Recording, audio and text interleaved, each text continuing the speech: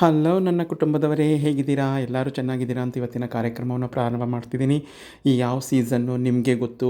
ಆ ಸೀಸನ್ನಲ್ಲಿ ಏನು ಬಂದಿದೆ, ಅದರಿಂದ ಏನು ಮಾಡಬಹುದು, ಎಲ್ಲ ಥರವನ್ನು ಮಾಡಬಹುದು ಅಂತಹ ಒಂದು ರುಚಿಕರವಾದ ಒಂದು ಉಪಹಾರದೊಂದಿಗೆ ನಾನಿವತ್ತು ಬಂದಿದ್ದೀನಿ. ಎಲ್ಲರೂ ಮಾಡೇ ಇರ್ತೀರ.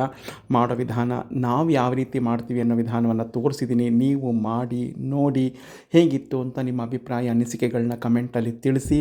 ಹಾಗೆಯೇ ನನ್ನ ಚಾನಲ್ನ ಸಬ್ಸ್ಕ್ರೈಬ್ ಮಾಡ್ಕೊಳ್ಳಿ. ಪಕ್ಕದಲ್ಲಿರ್ತಕ್ಕಂಥ ಬೆಲ್ ಬಟನ್ನ ಪ್ರೆಸ್ ಮಾಡಿ.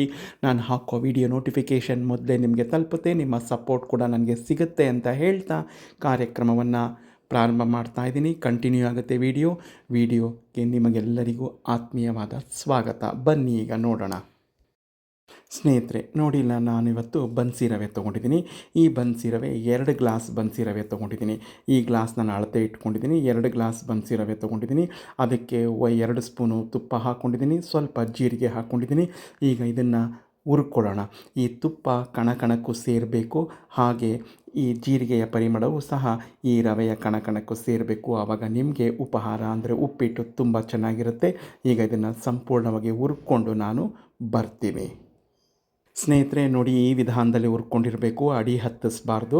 ಮೀಡಿಯಮ್ ಫ್ಲೇಮಲ್ಲೇ ಹುರ್ಕೊಳ್ಳಿ. ಒಂದು 7 ನಿಮಿಷ ಆಗುತ್ತೆ. ಕ್ಲೀನಾಗಿ ಹುರ್ಕೊಂಡ್ರೆ ತುಂಬ ಚೆನ್ನಾಗಿ ಬರುತ್ತೆ. ನೋಡಿ, ಒಲ್ಲೂ ಅಡಿ ಹತ್ತಿಲ್ಲ, ಘಮ್ಮಂತ ಪರಿಮಳ ಬರುತ್ತೆ. ತುಪ್ಪ ಎಲ್ಲ ರವೆಯ ಕಣಕಣಕ್ಕೂ ಸೇರಿಕೊಂಡಿರುತ್ತೆ. ಈ ಉಪ್ಪಿಟ್ಟು ಬೇಡ ಅನ್ನೋರು ಸಹ ಉಪ್ಪಿಟ್ಟನ್ನು ಅಚ್ಚುಕಟ್ಟಾಗಿ ತಿಂತಾರೆ. ಅದರಲ್ಲೂ ಈ ಹಸಿ ಅವರೆಕಾಳು, ಸೊನೆ ಅವರೆಕಾಳು ಕಾಲದಲ್ಲಂತೂ ಉಪ್ಪಿಟ್ಟು ಮಾಡದೇ ಇದ್ಮೇಲೆ ಅವರೆಕಾಳಿನ ಕಾಲ ಅನಿಸೋದೇ ಇಲ್ಲ. ಬನ್ನಿ ಈಗ ನೋಡೋಣ. ಈ 2 ಗ್ಲಾಸ್ ರವೆಗೆ ನಾನು 2 ಗ್ಲಾಸ್ ಅಷ್ಟೇ ಅವರೆಕಾಳು ತೊಗೊಂಡಿದ್ದೀನಿ. ಒಂದು ಇಡೀ ನಾವು ತೊಗೊಂಡ್ರೂ ಸಹ ಅದು ಸಿಗ್ತಾ ಇರಬೇಕು, ಅವರೆಕಾಳು ಸಿಗ್ತಾ ಇರಬೇಕು. ನಾನೀಗ 2 ವಿಷಲ್ ಕೂಗಿಸ್ಕೊಂಡಿದ್ದೀನಿ ಕುಕ್ಕರ್ನಲ್ಲಿ. ಆ ನೀರನ್ನ ಸೋರು ಹಾಕ್ಕೊಂಡಿದ್ದೀನಿ. ಅವರೆಕಾಳು ಉಪ್ಪಿಟ್ಟಿಗೆ ಈ ನೀರಲ್ಲೇ ನಾವು ಹಾಕ್ಕೋಬೇಕು ಅಳತೆ. ಆವಾಗಲೇ ಅವರೆಕಾಳನ್ನ ಉಪ್ಪಿಟ್ಟಿನ ರುಚಿ ತುಂಬ ಹೆಚ್ಚಾಗುತ್ತೆ, ಇಮ್ಮಡಿಯಾಗಿರುತ್ತೆ. ಅವರೆಕಾಳು ಉಪ್ಪಿಟ್ಟು ಅಂದರೆ ಒಂದು 4 ಅವರೆಕಾಳು ಹಾಕಿ ಮಾಡೋದಲ್ಲ. ಎಷ್ಟು ರವೆ ತೊಗೋತೀರ ಅಷ್ಟೇ ಅವರೆಕಾಳು ಹಾಕಬೇಕು. ನೋಡಿ, ಈ ರೀತಿ ಹಣ್ಣಾಗಿ ಬೇಯಿಸ್ಕೊಂಡಿರಬೇಕು.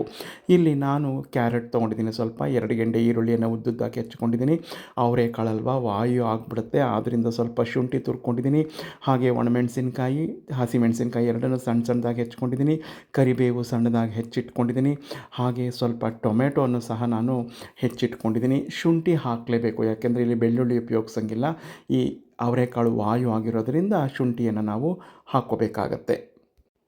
ನೋಡಿ, ಟೊಮೆಟೊ 2 ಸಣ್ಣ ಟೊಮೆಟೊ ಹೆಚ್ಚಿಟ್ಕೊಂಡಿದ್ದೀನಿ. ಕೊತ್ತಂಬರಿ ಸೊಪ್ಪು, ಹಾಗೆ ಜೀರಿಗೆ ಮತ್ತು ಸಾಸಿವೆ ಒಗ್ಗರಣೆಗೆ, ಕಡಲೆಬೇಳೆ, ಉದ್ದಿನಬೇಳೆ, ಪುಡಿ ಹಿಂಗು, ಸ್ವಲ್ಪ ಅಡಿಗೆ ಅರಿಶಿಣವನ್ನು ತೊಗೊಂಡಿದ್ದೀನಿ. ಹಾಗೆ ನಿಂಬೆಹಣ್ಣು ಸಹ ತೊಗೊಂಡಿದ್ದೀನಿ. ನಿಂಬೆಹಣ್ಣು ಹಿಂಡಬೇಕಲ್ವ. ರುಚಿಗೆ ತಕ್ಕಷ್ಟು ಉಪ್ಪು, ಮಾಡೋದಕ್ಕೆ ಕ್ರಿಯಾ ಫುಡ್ಸ್ರವರ ಕಡಲೆಕಾಯಿ ಎಣ್ಣೆ. ದಪ್ಪ ತಳದ ಪಾತ್ರೆಯನ್ನು ಇಟ್ಕೊಂಡಿದ್ದೀನಿ. ಒಂದು 3 ಸ್ಪೂನಷ್ಟು ಕಡಲೆಕಾಯಿ ಎಣ್ಣೆ ಹಾಕ್ಕೊಂಡಿದ್ದೀನಿ. ಉಪ್ಪಿಟ್ಟು, ಚಿತ್ರಾನ್ನ ಇವುಗಳಿಗೆಲ್ಲ ಸ್ವಲ್ಪ ಎಣ್ಣೆ ಹೆಚ್ಚಾಗಿರಬೇಕು, ಆದ್ದರಿಂದ 3 ಸ್ಪೂನ್ ಹಾಕ್ಕೊಂಡಿದ್ದೀನಿ. ಅದು ಬಿಸಿ ಆಗಲಿ. ಈಗ ಎಣ್ಣೆ ಬಿಸಿಯಾಗಿದೆ. ಸಾಸಿವೆ ಜೀರಿಗೆ ಹಾಕ್ತಾಯಿದ್ದೀನಿ. ನೋಡಿ, ಚಿಟಪಟ ಅಂತ ಸಿಡಿತಾ ಇದೆ. ಹೀಗೆ ಸಿಡಿಬೇಕು. ನಂತರ ಕಡಲೆಬೇಳೆ, ಉದ್ದಿನಬೇಳೆಯನ್ನು ಸಹ ಹಾಕ್ತಾಯಿದ್ದೀನಿ. ಈಗ ನಾನು ಹೆಚ್ಚಿಟ್ಕೊಂಡಿರ್ತಕ್ಕಂಥ ಕ್ಯಾರೆಟು, ಈರುಳ್ಳಿ, ಶುಂಠಿ, ಹಸಿಮೆಣಸಿನ್ಕಾಯಿ, ಒಣಮೆಣಸಿನ್ಕಾಯಿ, ಕೆಂಪು ಮೆಣಸಿನ್ಕಾಯಿ ಎಲ್ಲವನ್ನು ಹಾಕ್ತೀನಿ. ಅದನ್ನು ಬಾಡಿಸ್ಕೊತೀನಿ. ನೋಡಿ, ಈಗ ಕ್ಯಾರೆಟ್ ಹಾಕ್ಕೊತಾ ಇದ್ದೀನಿ. ಕ್ಯಾರೆಟನ್ನು ಬಾಡಿಸ್ಕೊತೀನಿ.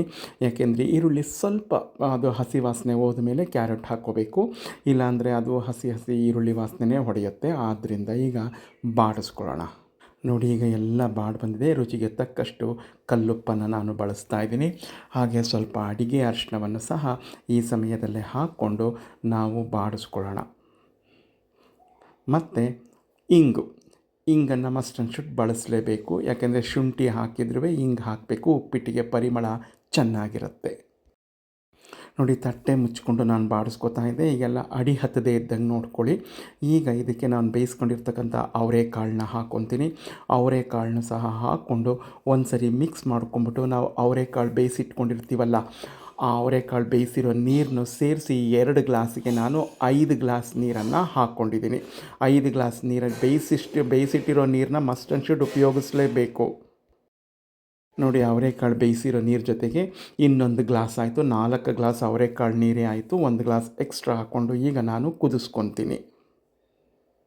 ನೋಡಿ ಕುದೀತಾ ಇದೆ. ಹುಳಿ ಉಪ್ಪು ಖಾರ ಎಲ್ಲ ಕರೆಕ್ಟಾಗಿದೆಯಾ ನೋಡ್ಕೊಳ್ಳಿ. ಈ ಒಂದು ಹಿಡಿ ಕೊತ್ತಂಬರಿ ಸೊಪ್ಪನ್ನು ಸಹ ಇಲ್ಲಿ ಹಾಕ್ತಾಯಿದ್ದೀನಿ. ನೀವು ತೆಂಗಿನಕಾಯಿ ತುರಿ ಹಾಕೋರು ಈ ಸಮಯದಲ್ಲೇ ಹಾಕ್ಕೊಂಡ್ಬಿಟ್ರೆ ತುಂಬ ಚೆನ್ನಾಗಿರುತ್ತೆ. ನಂತರ ಈ ಕುದೀತಾ ಇದ್ದಾಗಲೇ ನೀವು ನಿಂಬೆಹಣ್ಣು ಸಹ ಹಿಂಡ್ಕೋಬೋದು. ಹಿಂಡೋರು ನಾನು ಲಾಸ್ಟಲ್ಲಿ ಹಿಂಡ್ಕೋತೀನಿ. ಈಗ ಸ್ಟವ್ನ ಲೋ ಫ್ಲೇಮ್ ಮಾಡಿಕೊಂಡು ರವೆಯನ್ನು ಸುರ್ಕೋಬೇಕು, ಇಲ್ಲಾಂದರೆ ಹಾರಿಬಿಡುತ್ತೆ. ಯಾವಾಗಲೂ ರವೆ ಹಾಕ್ಕೋಬೇಕಾದ್ರೆ ಲೋ ಫ್ಲೇಮಲ್ಲಿರಬೇಕು ಸ್ಟವ್ವು, ಎಚ್ಚರ, ಇಲ್ಲಾಂದರೆ ಸಿಡಿದು ಬಿಡುತ್ತೆ. ನೋಡಿ ರವೆ ಹಾಕ್ಕೊಂಡಿದ್ದೀನಿ, ನಿಧಾನಕ್ಕೆ ಹಾಕ್ಕೊಳ್ಳಿ, ಲೋ ಫ್ಲೇಮಲ್ಲಿ ಇಟ್ಕೊಂಡಿರಿ. ಈಗ ಅದೇ ನಾವು ತಿರುವ್ತಾ ರವೆ ಹರಳ್ತಾ ಬರುತ್ತೆ, ನೋಡ್ತಾ ಇರಿ. ನೋಡಿದ್ರಲ್ಲ ಸ್ನೇಹಿತರೆ, ಬನ್ಸಿ ರವೆ ಅವರೆಕಾಳು ಉಪ್ಪಿಟ್ಟು ರೆಡಿ ಆಯಿತು. ಈಗ ತಟ್ಟೆಯನ್ನು ಮುಚ್ಚಿ ಒಂದು ನೀರು ತುಂಬಿರೋ ಪಾತ್ರೆಯನ್ನು ಇದ್ರ ಮೇಲೆ ಇಟ್ಬಿಟ್ಟು ಸ್ಟವ್ನ ಆಫ್ ಮಾಡಬೇಡ, ದಮ್ ಕಟ್ಟಿದಂಗೆ ಆಗುತ್ತೆ. ಆವಾಗ ಒಳಗಡೆ ಇರೋ ಆವಿಯಲ್ಲೇ ರವೆ ಇನ್ನೂ ಚೆನ್ನಾಗಿ ಹರಳಿ ಬರುತ್ತೆ. ಒಂದು 5 ನಿಮಿಷ ಇಟ್ಟಿದ್ದೆ, ಈಗ ತೆಗಿತಾ ಇದ್ದೀನಿ. ನೋಡಿ ಹೇಗಾಗಿರುತ್ತೆ ಅಂತ. ಹೀಗೆ ಮಾಡಿ ಒಮ್ಮೆ ನೀವು, ಆವಾಗ ನೀವೇ ಹೇಳ್ತೀರಾ. ನೋಡಿ ಹೆಂಗೆ ದಮ್ ಕಟ್ಟಿದಂಗೆ ಆಗಿರುತ್ತೆ ರೀ ಅವರೆಕಾಳು ಉಪ್ಪಿಟ್ಟು, ತಿನ್ನೋಕ್ಕಂತೂ ಅದ್ಭುತವಾಗಿರುತ್ತೆ. ಈಗ ಇದನ್ನು ಕೆಳಗಿಳಿಸ್ಕೊಂಡು ನಿಂಬೆಹಣ್ಣನ್ನು ಹಿಂಡಿ ನಂತರ ನಿಮಗೆ ಶೇರ್ ಮಾಡ್ತೀನಿ.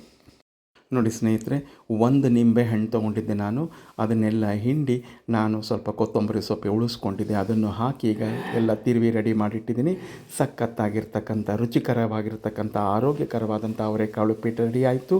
ನಾಳೆ ಮತ್ತೊಂದು ಇಂಟರೆಸ್ಟಿಂಗ್ ವಿಡಿಯೋಂದಿಗೆ ಬರ್ತೀನಿ.